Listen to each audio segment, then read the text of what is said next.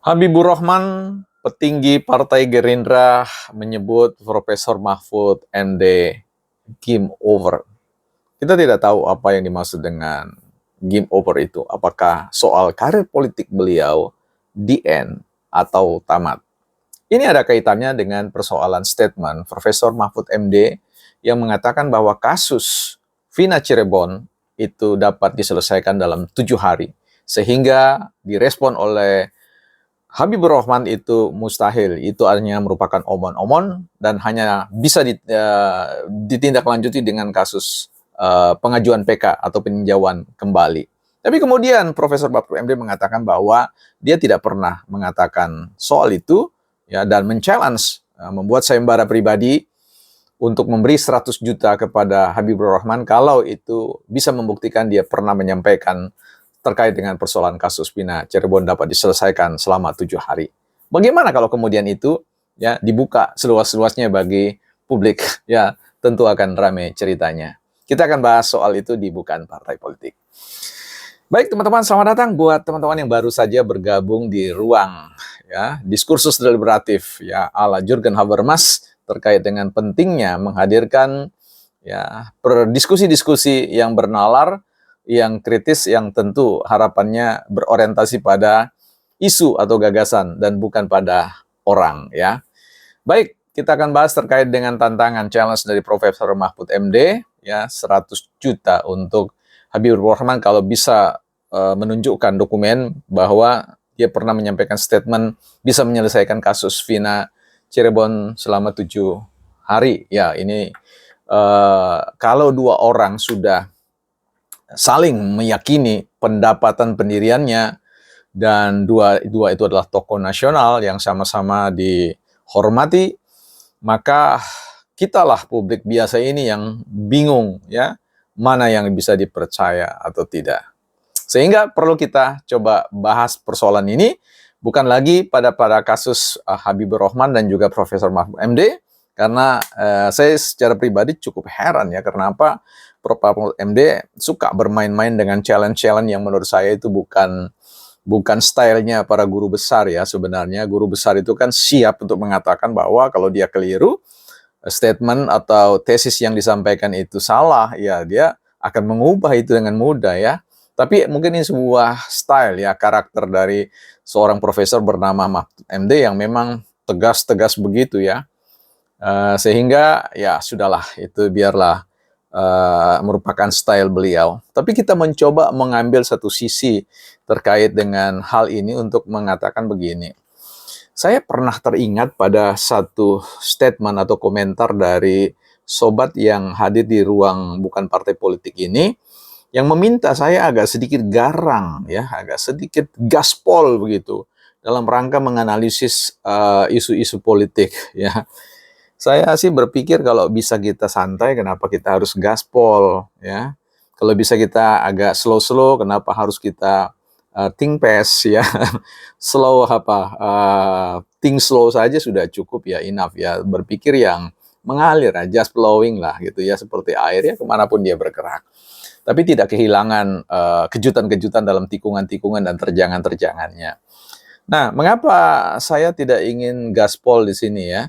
Karena yang menggas itu bukan saya, yang menggas itu adalah isunya sendiri dan kemudian bagaimana kehadiran sobat-sobat sekalian yang hadir menyumbangkan pikirannya, gagasannya secara ikhlas, tulus, dan sama visi, sama misi terkait dengan bagaimana membangun percakapan ruang publik yang tetap santun ya, tapi tidak kehilangan gigitan-gigitan kecilnya terkait dengan isu-isu yang harus digigit-gigit ya, supaya agak hancur lah dan mudah untuk dicerna oleh publik yang jauh dari intrik-intrik politik, yang tulus dalam ikut berpartisipasi membangun bangsa dan negara ini dalam konteks bagaimana menghadirkan pikiran-pikiran atau yang disebut dengan public opinion ya, seperti itu.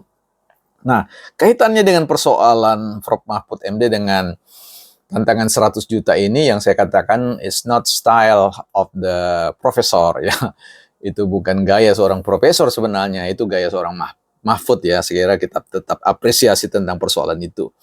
Nah, sekalipun saya sudah pernah menonton tayangan terus terang beliau ya dalam podcastnya beliau terkait persoalan ini ya, saya tahu persis statement-statement seperti apa, tapi saya tidak mau perpanjanglah persoalan itu. Yang saya mau hadirkan di sini adalah ada satu cerita ya terkait dengan seorang anak muda suatu waktu ya mengendarai sepeda motornya dengan kecepatan yang sangat tinggi ya, pokoknya di atas 100 lah begitu, dan kemudian dia memamerkan itu kecepatan itu kepada seorang tua, orang yang sederhana, mungkin seorang petani ya. Eh, dia mengatakan, om, bagaimana menurut om? Mantap, kencang toh om? Wes. Maka Pak petani itu mengatakan begini, saya tidak khawatir dengan kecepatanmu, ya, tapi saya cukup khawatir atau bertanya, apakah pikiranmu itu secepat kendaraanmu, laju kendaraanmu itu. Jadi ini sebuah pesan yang menarik ya, artinya kadang-kadang kalau kita bicara tentang komunikasi, kadang-kadang statement-statement kita itu kecepatannya tinggi sekali ya, dan ini kelihatannya diidap oleh Mas Hasto yang menyambar semua isu, menghajar semua perspektif-perspektif yang pokoknya harus dikondisikan seperti ini ya, di zoom seperti ini, dikapitalisasi seperti ini supaya muncul. Karena kita tahu kesan ruang publik ini sebuah ruang yang memang quote, kalau tidak dikendarai dengan baik, dikontrol dengan baik, dia bisa membuat suatu bencana besar ya. Nah, karena itu pesan moral dari cerita tadi itu sebenarnya mau mengatakan bahwa ketika kita berbicara di ruang publik, sebaiknya mampu dikontrol oleh pikiran kita. Laju perkataan kita itu tidak boleh di atas laju pikiran kita. Artinya, cara kita berpikir itu harus ya lebih cepat daripada cara kita bicara. Jangan sampai bicara kita, ya, kata-kata kita itu meluncur lebih kencang daripada kemampuan kita untuk mengontrol dengan pikiran kita.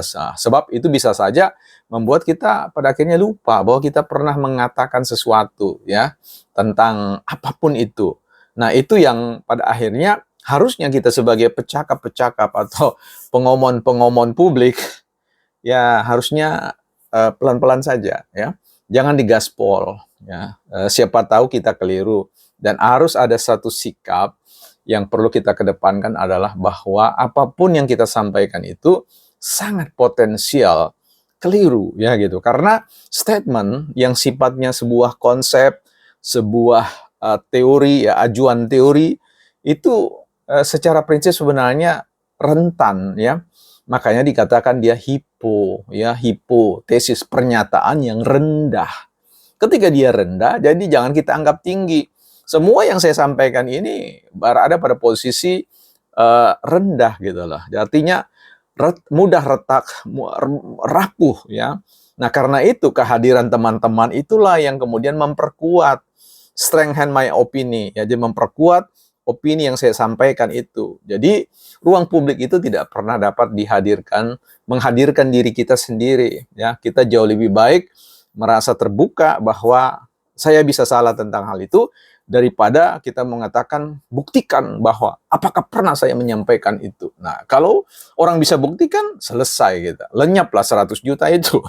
Ya, atau bahkan lebih dari itu. Dan lebih dari 100 juta bisa jadi akhirnya martabat kita ya, tingkat trust orang terhadap diri kita, profesi kita, ya gelar-gelar kita kemudian runtuh sesaat sehingga kita kehilangan martabat di situ. Tapi ini tidak ada kaitannya dengan persoalan Mahfud MD ya. Benar atau tidak, saya cuma mengatakan bahwa kalau dua orang ini adalah tokoh nasional yang sama-sama menjaga wibawa mereka, masa akan kemudian semuanya benar ya. Kalau yang ada satu mengatakan tidak pernah mengatakan hal tersebut dan kemudian mengatakan, oh kau mengatakan itu. Nah, tentu pasti salah satunya ada yang slip ya, slip matanya atau slip lidahnya atau mulutnya, daripada kita terjebak dengan game yang seperti itu, challenge gitu, sayembara, tantangan, bahkan ada yang berani gantung saya di Monas. Wah, itu ngeri itu ya, seperti itu. Jadi jangan sampailah hal yang seperti itu. Saya akan berjalan kaki dari Sabang sampai Merauke dan yang lain-lain. Wah, jangan ya, jangan siksa diri dengan hal itu. Pikiran kita itu, sekali lagi teman-teman, Jangan sampai kita terkecoh. Seringkali apa yang kita pikirkan sebuah kebenaran itu hanya merupakan sebuah shadow truth ya, artinya kebenaran bayangan ya, yang kita anggap benar tapi sebenarnya tidak seperti itu ya. Jauh lebih aman kita mengatakan saya bisa salah tentang hal ini. Kalau saya salah tolong diluruskan dan saya minta maaf tentang hal itu. Itu jauh lebih aman. Jadi teman-teman, sobat-sobat, ketika sobat-sobat hadir di ruang publik, jauh lebih pelan-pelan saja ya. Selidiki datanya, pegang informasinya, dan kemudian pilah mana yang bisa disampaikan, mana yang tidak. Mana yang bisa membahayakan diri kita, jangan masuki wilayah itu. Apalagi kalau kita hanya didorong-dorong oleh publik untuk bahas ini, bahas itu, tapi kemudian kita nggak punya referensi yang memadai. Semua yang saya sampaikan ini sudah merupakan hasil timbangan yang tentunya saya kawal, saya batasi, baik oleh karena ketidakpemilikan milestone terkait dengan pengetahuan tertentu, ya, ataupun ya saya akan mengontrol diri jangan sampai ini merupakan satu persoalan kemarahan terhadap personal, ya. Kita hanya boleh marah pada sebuah gagasan, bukan pada orang, ya. Orang tentu lekat dengan gagasan, tetapi kita harus bisa memisahkan apa yang disebut dengan subjektivitas dan mana yang disebut dengan objektivitas. So, teman-teman, saya pun bisa salah. Silakan teman-teman bantu saya untuk kita membangun sebuah percakapan di seputar isu-isu yang mungkin bermanfaat bagi bangsa dan negara kita, bukan partai politik.